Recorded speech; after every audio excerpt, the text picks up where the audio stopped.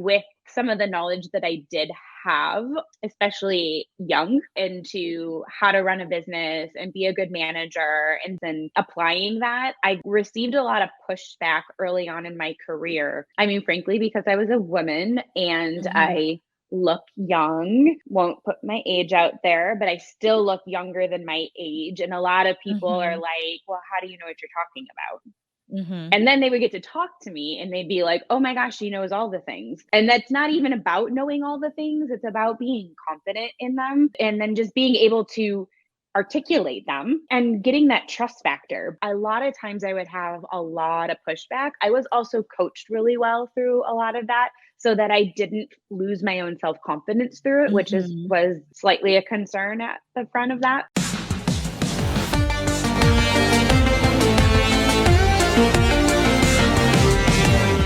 Welcome to Events Demystified podcast, where we explore and demystify the world of in-person, virtual, hybrid event AV production and technology by sharing insightful tips, tricks and tactics to make your events a success.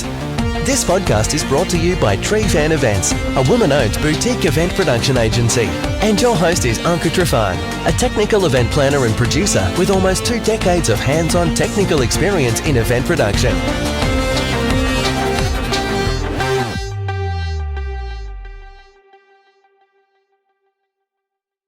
Welcome to another episode of Events Demystified podcast, your one-stop shop for tangible, technical, and planning advice for anyone in the events industry.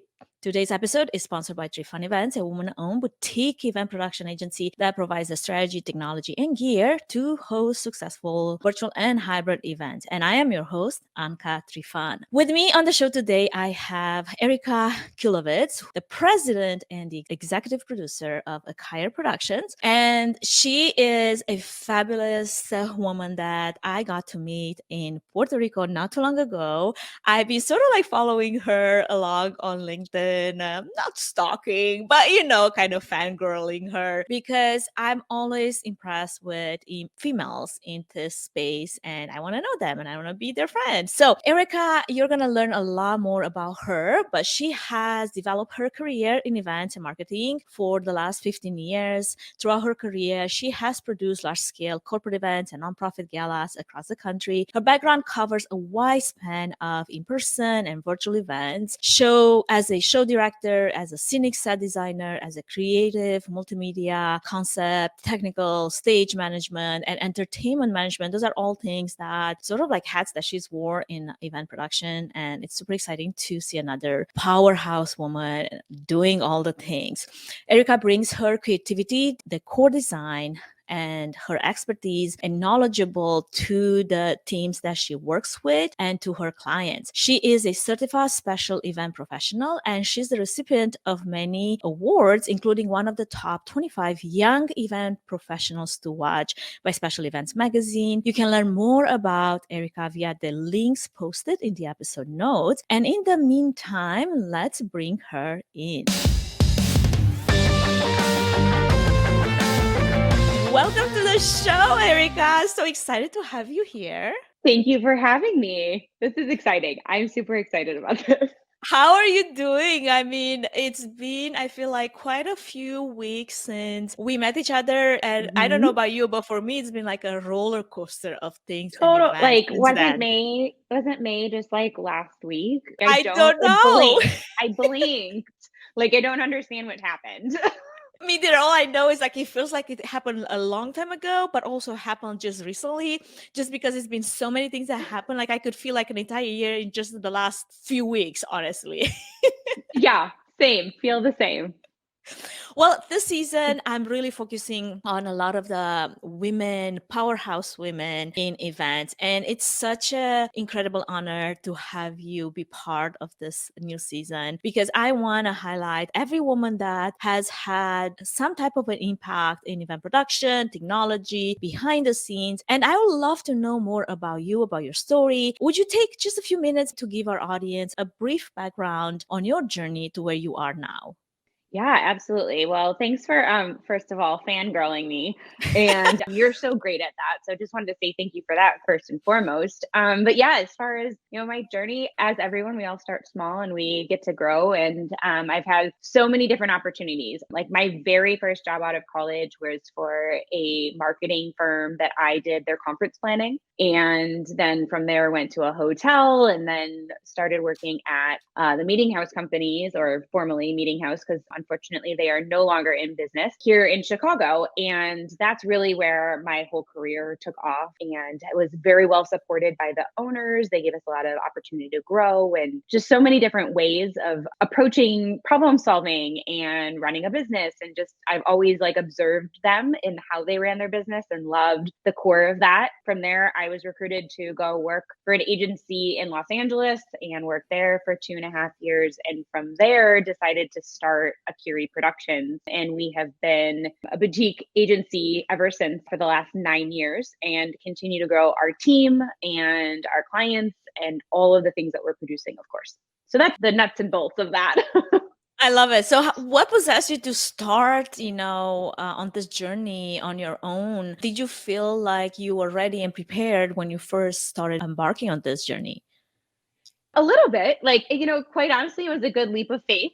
Mm-hmm. I knew in my heart of hearts that I always wanted to be an entrepreneur. It's been in my Mm-hmm. spirit, but I also, as a part of my journey into getting even into events and knowing that's where I wanted to be, I've always loved to entertain. My grandfathers were both in the construction industry. My one grandfather was, built houses and carpentry, and I would sit and draw with him and design, and he'd be, worried about the plumbing, and I was curious as to what the toilet looked like and where the, sink went, and like all the things, and just, but I knew interior design wasn't, I mean, it is what we do, but more instant gratification because of the shorter time leads and stuff, without going down a rabbit hole here. But like, I just knew that that's really where I wanted to go. So when I took that leap of faith, I just knew it was the right timing. I knew that experience wise, I knew I was going to continue to grow, but I had been given a lot of opportunities to do a lot of large scale things. I had been able to use some of my broadcast background,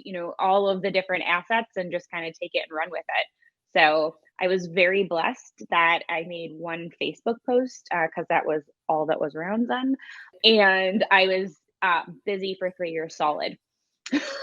That's awesome. I love that you had a little bit of that interior design passion that was driving you into this new direction. I remember even as a little girl, I was so into drawing like the actual Right? plans of a house, and dreaming of all these places and all these buildings I would build, even though that was never going to be the space I was going to like exercise my passion. Right. It was the beginning of something. I love that you have the same sort of like star. So what is then the main passion that drove you on this path? And a piggyback question to that is, or maybe the flip coin of that is, what were some of the challenges you needed to overcome along the way in order to pursue this passion? Yeah, so design is where it started, and experience. To me, they go kind of hand in hand, even though you could easily separate them. But part of that for me, again, growing up, it was like I was the high schooler who was having everybody over and designing what the tabletop looked like and what the experience was. That was before LEDs, not to date myself, but like, I had floodlights in the room to like create mood lighting and all the things. So design's always been a huge passion of mine. And Mm-hmm. so that's like really where like I was like, well, how can I make this into a career without doing interior design, etc. And so went down that communications marketing route, knowing I wanted to do events. But when I was in school 18 years ago, there wasn't as much for the hospitality industry as there is now for Yeah. opportunity for education.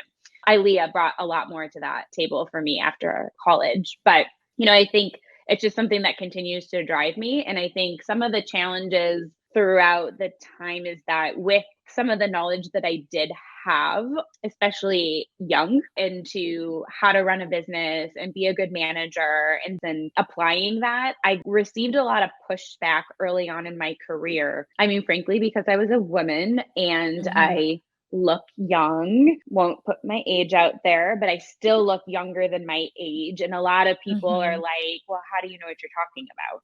Mm-hmm. And then they would get to talk to me and they'd be like, oh my gosh, she knows all the things. And that's not even about knowing all the things. It's about being confident in them and then just being able to articulate them and getting that trust factor. A lot of times I would have a lot of pushback. I was also coached really well through a lot of that so that I didn't lose my own self-confidence through it, which was slightly a concern at the front of that because, you know, as a woman, we don't want to be pushed down.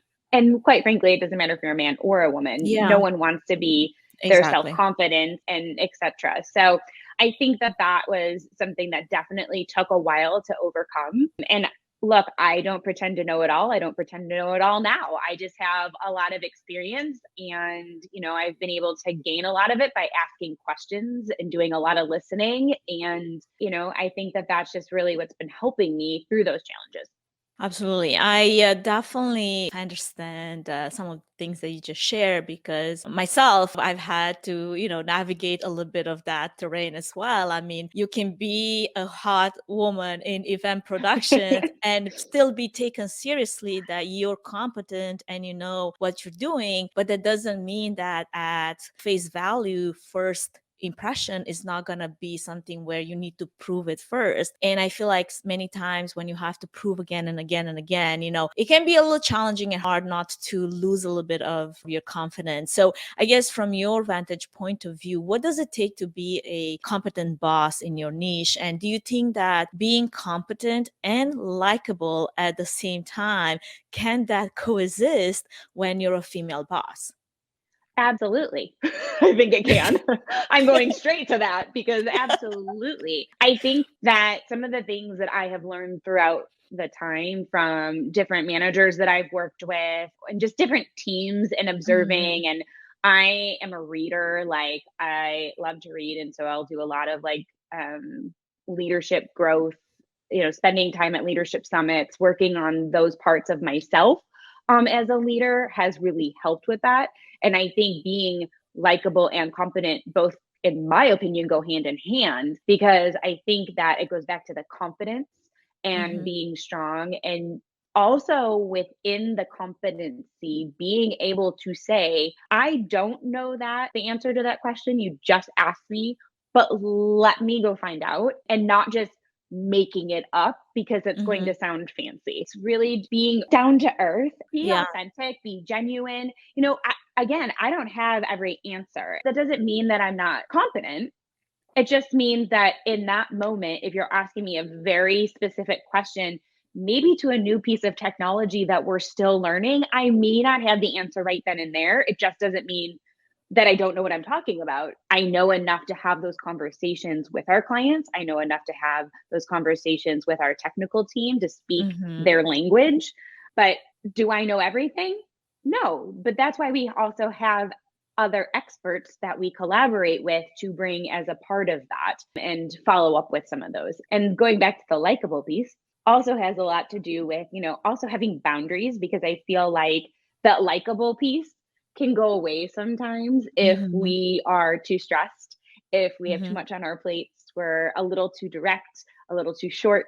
And I think that can be something that I've seen as a demise in our industry, especially as women. We can come across maybe not as likable as we would like to be, and are taken the wrong way. And that is not our intention by any means. And so I think there is a line that does need to be drawn in a sense to make sure that we're being likable and friendly and knowing when to be able to step away. And I think, again, it goes back to, it doesn't matter, what you identify as far as gender. It's more about, how am I creating that boundary to be my best self and continue to grow in that, and know when I've made a mistake to say, you know what, I didn't respond to that so great, or I didn't mean it that way. That was not my intention, or I felt a vibe like you may have taken that wrong.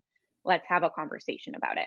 And I think the flip coin of that is also the fact that there is a lot of biases against women that are in a position of power, in which men, if they come across a little short and they come across a little snappy, they are not seen as bitchy. They're actually seen more as competent. However, in our position as women in whatever those positions that we are in, leading teams, many times though it comes across as we are bitchy, and that's a matter of a bias that it's not something that I need to change, but the perspective on your end, like a whole cultural thing that needs to be changed. And there's been actually quite a few studies and there's TED Talks about this, which are very fascinating, because when it comes to a man that is perceived to be a little hard and a little like difficult, that's okay. But if a woman is, then that's not okay. That is when you're like, wait a second, because there's this perception of us being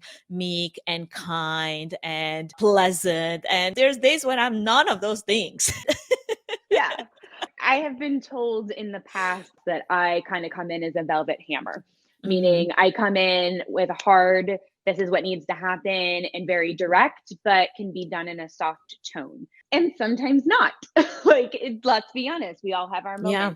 I'm very grateful that I have been on teams where, even if it's not right in the moment, that people have been able to pull me aside and said, hey, that didn't come off so great. Or did you mean that for this to come off this way? Because a lot of times we don't even realize that we're doing it, first and foremost. But secondly, we all take things differently. Perception is our reality. By personality, we all experience things differently. So, I may say something that completely is taken differently because of your own experiences or traditions or etc. And that didn't mean I meant to potentially offend you or create any sort of animosity or anything like that. But I am just grateful for people who can communicate those feelings and nicely have the conversations, because they're calling me out without calling me out. Sometimes I deserve to be called out. We all have our moments. And I'm not sitting here going, I'm a perfect angel and etc. But I think through my career, I have also learned when I really need to come off in different ways and how to adjust that based on the different teams that I'm working with, because of their personalities, what they need. Because I always want everyone to feel successful in their positions and that they, are on the right team and etc. But sometimes people need that, hey, I need you to tell me this cue this way, and I need to be told this, and you're having too much fun on comm. Okay. Well, that's fine. I like to have fun, but if that's not your vibe, cool. Then let me adjust to that, and I appreciate it. Couldn't agree more. I feel like I would rather take someone telling me and being called out on things that I could improve or grow, versus knowing that they have something, they hold something against me, they never talk about it, and they move on with that, and it never gets resolved. And that to me is so damaging. Why would you do that to yourself? You're carrying some baggage that is not meant to be carried to begin with, because personally, probably I don't even have any clue that you got your feathers ruffled or something, Precisely. It's if you can't share emotion and communicate that, that's really where I see in general where things have gotten in trouble in our industry and different teams. Again, we're not all going to agree. We all handle stress differently, and it's all about talking about it. If you're somebody who needs to walk away to process that, know that about yourself, own it, and be I need to walk away right now, and I will go process this, and I will come back to you, put a time frame on it where you guys can talk it out or whatever, Look, we're in the events industry. We don't always get the luxury of being let me go think about it. Sometimes we have to make those decisions, and that's what it is, and etc. And we're not always going to handle them in the best way. I mean, there's a lot of stress. There's a lot of stress that comes with events, and there's a lot of time constraint decisions that have to be made, and timelines that you don't have the opportunity to, let's sit down and share our feelings about this. Right. Now, again, there's a time and a place for that. And yet there's still the being aware of it, I think, is the biggest part of all of that, and knowing yourself enough, and being aware of how you're projecting that too. and knowing, place and time, right? Like clearly if you're not going to get on stage in the middle of the keynote speaker and say you're not reading the teleprompt correctly. Maybe you'll coach them after, like Yeah. that would be Yeah. inappropriate, right? Yeah. Or, et cetera. I mean, I'm sure I could come up with other examples, but that's, you just wouldn't do that. So Yeah, absolutely.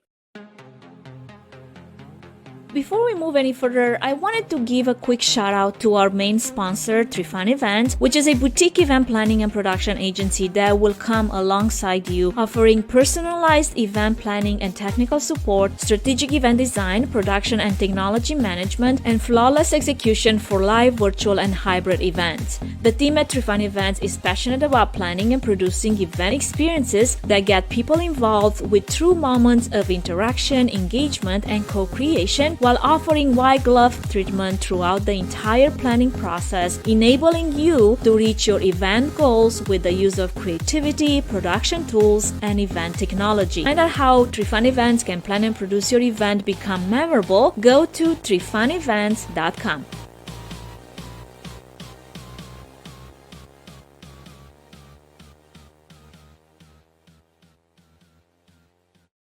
Well, here's an event-related curious question for you. For most of the discussions that I've had this year, which basically all focused around hybrid events, it seems like the virtual attendees are becoming more and more kind of an afterthought, and the in-person part is always the main drive, the hub. Have you had any event experiences in which the in-person gatherings actually has become the afterthought? And what was that event experience feel and look like?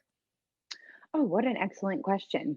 I mean, definitely live events have always been the driving force. And I think in general, it's been like broadcasting it has been like actually the afterthought, Yes. right? Yes. Has been, in fact, I think for a long time, we've actually been behind in that. I believe like a lot of our clients, in the past, I'd be like, are you sure you don't want to broadcast it? And they'd be like, wait, why?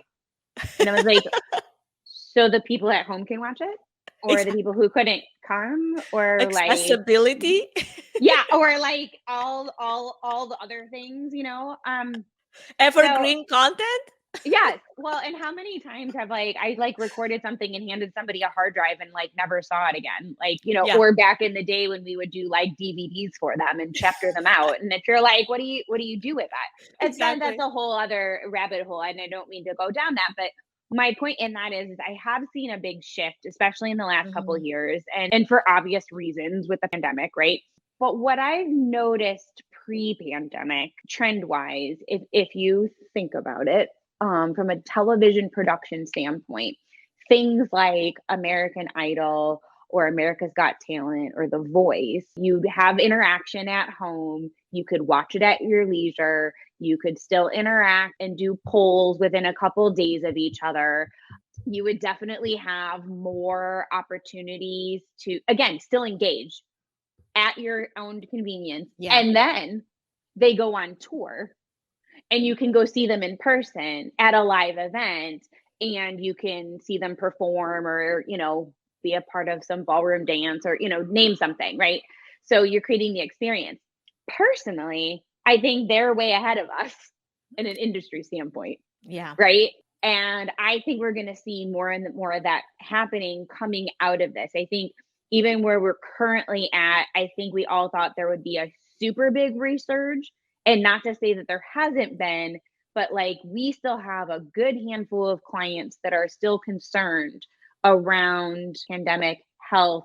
And it's really because of global travel in other areas, as we're all experiencing, there's hotspots still and, different viruses. And I think we're always going to have that, but we've just become so much more aware of those things in our everyday than we had previously. 10 years ago, we would say, oh, it's flu season, and we'd move on, and that's just not as a society where we're at. Yeah. And I don't necessarily, again, think that that's a bad thing. I think it's helped us reevaluate, prioritize some things, and look at these gatherings differently. And so I think where we're headed is to start these more intimate, really connected, really purposeful, thought out gatherings. And that doesn't, by more intimate, that's not necessarily in quantity of people. It's about how we're executing them. It could be thousands, but we're creating opportunities for smaller connections to happen and more networking. And, people just want people still right now. At least in my experience. Yeah, because it's something that I haven't necessarily experienced myself. Most of the events that I get involved with or produce are definitely the in-person has become the main drive. I mean, it's certainly super awesome and it's great working with other people on a production team in person versus just virtually. And I know that you've produced quite a large number of notable events and integrating technology in production seamlessly. So I'm just curious from your point of view, then what has been maybe some of your favorite things about all the virtual and hybrid events that you've done in the past few years? Let's focus on the pandemic part.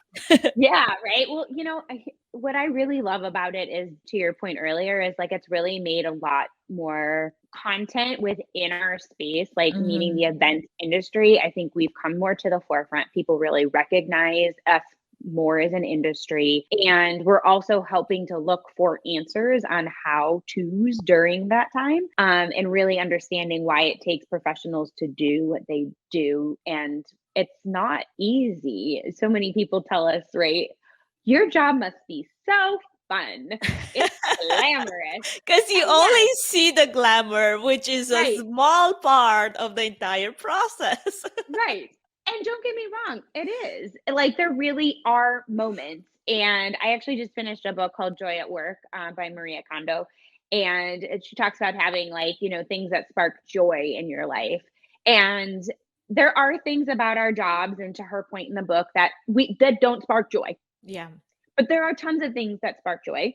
And I think that's also part of where a lot of that came out of in the last couple, years, is that what are the things that are creating that joy and some of the content that was created in order to do that. But some of my favorite moments, gosh, how many new platforms came out in the last 3 years? Woo, getting to know all of those was it was fun. I because still it was something get emails, from random platform providers like, would you like to demo our platform? I'm like, at this point, I am so over that. It's not even funny. Right. And I'm like, what's difference is they're all a little bit the same. And this is not a bad thing, but I think at the same time, I'm like, how many more can we have? But there's enough business for everybody, and I think it's wonderful. So there is nothing wrong with it. But I think that was something that I think, again, came out that was catapulted us more forward than we have before. My moments with that, though, are getting together with our technical teams and troubleshooting through them, kind of poking holes, breaking them to help not only better improve ourselves from a production standpoint. I also really enjoyed, because I have a broadcast background, getting to be a mentor to a lot of people and being able to have some really creative conversations, and help them understand that they are now producing television, which I had the opportunity to do and work with on some teams and etc.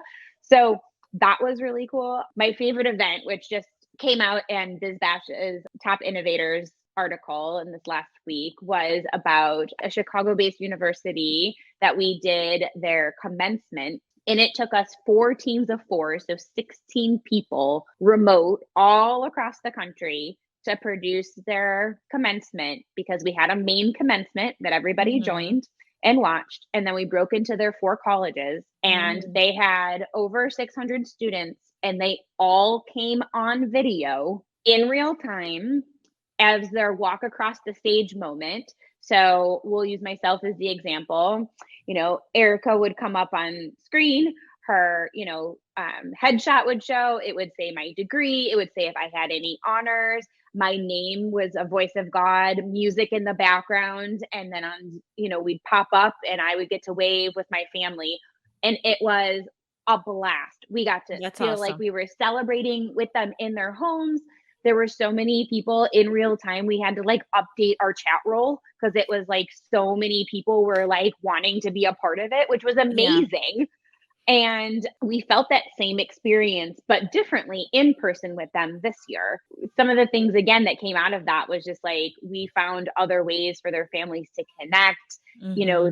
Just the excitement that was happening, like on the chat, and like the families who got together. Oh my gosh, people were so creative. Like they had balloons, they had confetti, they had they would, turn their tassels, they had the hats, as far as like all their regalia, but they like decorated them, and they had signs, and they had food, and they had babies and dogs and cats, and like it was so fun. And like just being able to like rally around them at a time, like, let me also just paint the picture that was also the time where everyone was in flux of like, do we actually have an event in person, or do we stay home? Like, is quarantine going to be lifted, or it's not?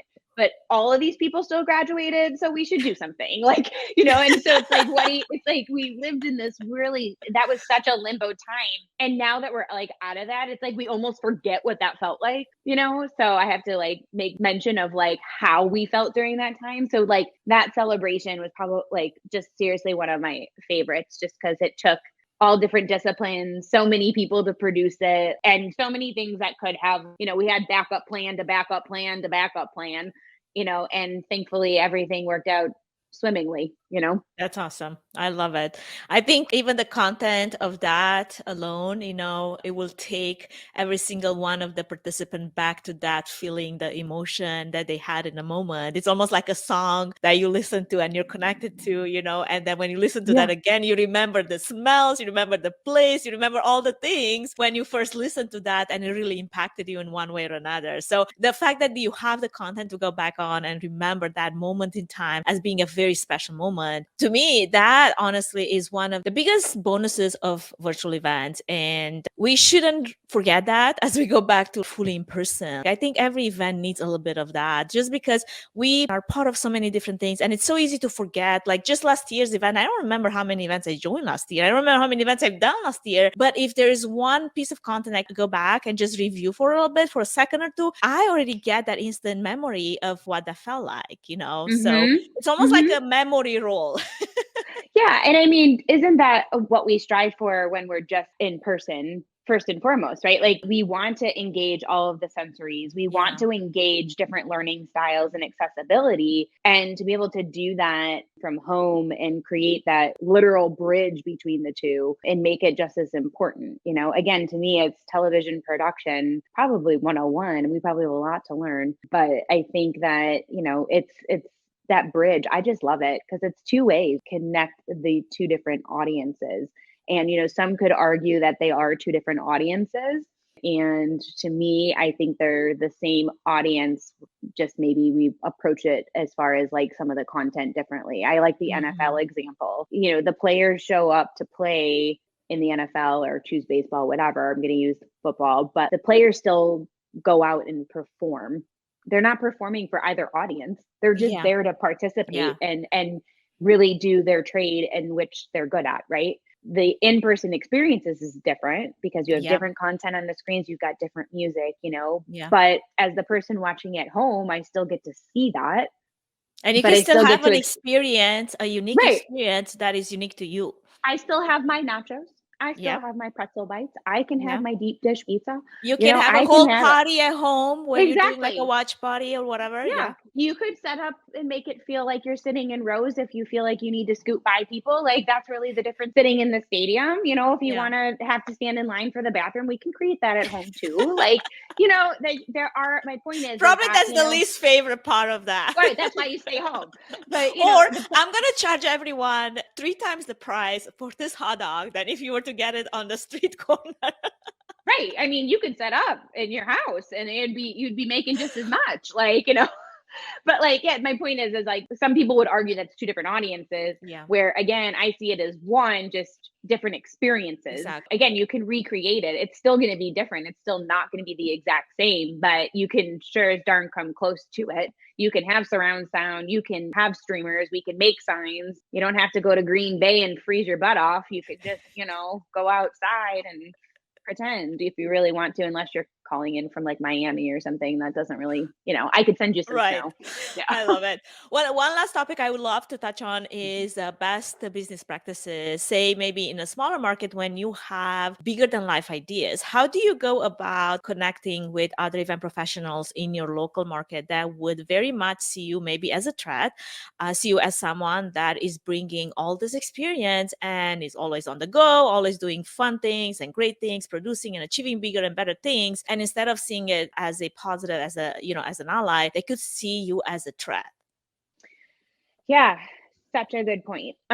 So I think there's a couple different things. I think that engaging locally is important to that. I think that creates opportunity that you're not taking away, but coming to the community to create that bridge per se. If people feel that way, I know sometimes there's not that, depending on the city, they may not have the right staff or the experience, etc. And that's not necessarily a negative thing. And that creates just, like a scarcity mindset almost. Yeah. But I also think that there's part of that for us is that it comes down to client trust too. The client is hiring us for the partnership and the experience that we bring to the table, and they trust that we're going to also bring our right partners to the table. So if that's locally, nationally, we're going to make the best choice for their program. And so, we will collaborate with local DMCs for dine-arounds and transportation and like the things that we don't necessarily like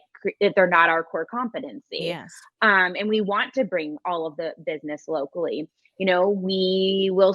Sometimes we'll source gear locally, but we will bring our leads because they know the program and etc. So I feel like there are ways to do that. And one of the ways to extend that network is by going to a lot of the industry conferences, getting to know people across the country. I have been a big supporter and have been on the board for ILEA, for International Live Events Association, for a very long time. I just looked this up yesterday, actually, I am a 17-year member, which is crazy. That is a long time. I joined right out of college. And so here we are, and now I'm dating myself, and it's great.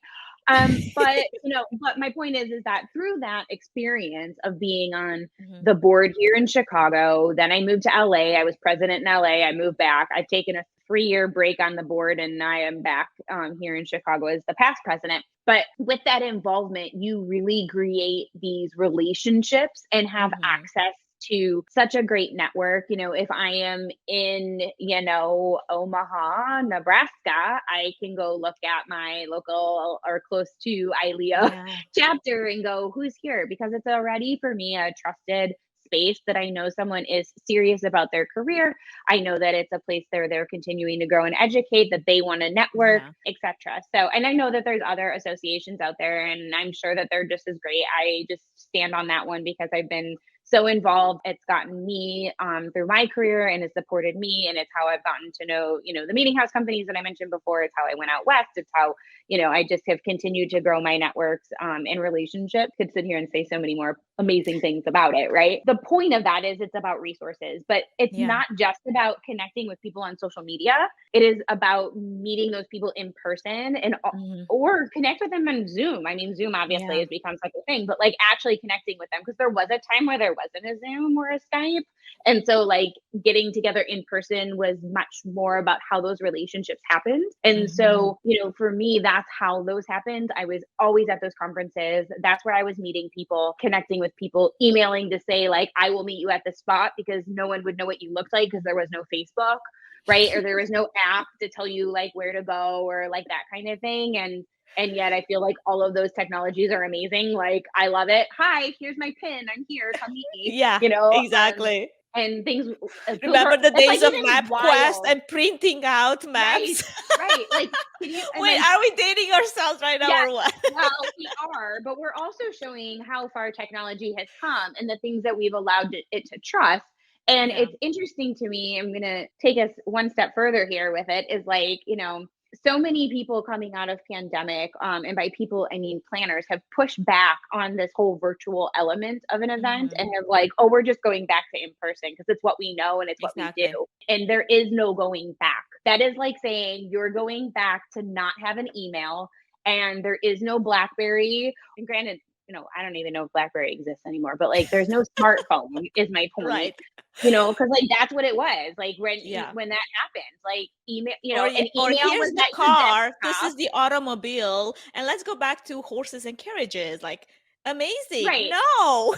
Right. And so how can we sit here and say we're not going to we don't like virtual events? Well, no. I mean, maybe they're not our favorite. Maybe for different industries and different personality types and things, we shouldn't be doing them regularly. And it's really understanding your audience and their learning styles, because a lot of things, I could go very deep into the whole learning style situation. So like being visual versus talking at and talking with and etc.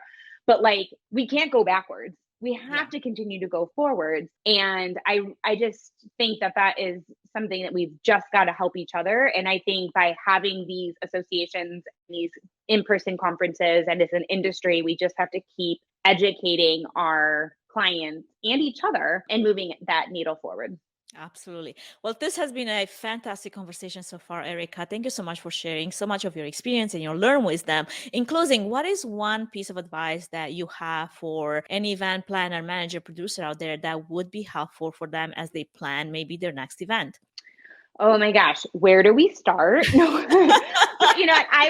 Honestly, one of the things that I've been like telling my team a lot recently is like, it's okay to slow down and take a breath and really be purposeful, impactful, and thoughtful about what we're doing. And it's not that we're not, but what I'm hearing a lot of from other colleagues is that, we want to be all things to all people. The world was shut down. We want all the business. And so everyone wants to be busy, but don't let that take away your joy, your boundaries, because we're not going to do it faster and better and high quality. You can't have those three things. And we can talk about Maslow's, rule of law, but like, it's really about like that we have to take that time to slow and be creative and do it properly, because we don't need to see more burnout. We don't need event production coordinators, whichever level you're at,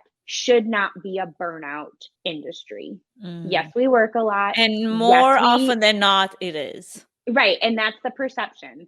We have an opportunity specifically where we're at right now as a society and an industry to change that perspective. And it's still going to be long hours. It is still going to be hard work, but you have to have the balance of that. And we have the opportunity to do that right now. So with that, would say my advice is be intentional, be impactful, and have boundaries. Fabulous. Thank you so much for sharing your insightful tips and tricks and everything that you have shared with us so far. Erika, where can our audience connect with you? Connect with us at Akiri Productions, AKIRE. And for a quick tip, it is Erika backwards. Which I've learned in Puerto Rico. So if you can't remember it, just remember Erika and then say it backwards. With a K, Erika with a K. Yes, Erika with a K, AKIRE. Well, friends, this is it for today's episode. It was such a joy to have Erika with me and have this conversation. I hope you enjoyed it as much as I did, and you've learned a thing or two from our featured guest, as well as all the things that she's passionate about. Thank you so much for staying all the way till the end. Make sure to subscribe so you don't miss our next episode airing out next week on Friday. See you soon. Thank you for listening to the Events Demystified podcast. If you enjoyed this podcast, please take a moment to review it, rate it, and share it with other event professionals that could benefit from it. Connect with us on social at Events Demystified Podcast. We would love to hear from you and what you're up to. If you'd like to learn more about Trifan Event Services and find out if we're a good fit in supporting your event, can we help your event be successful with a 20-minute free consultation? Link in the episode's notes. Thanks for tuning in.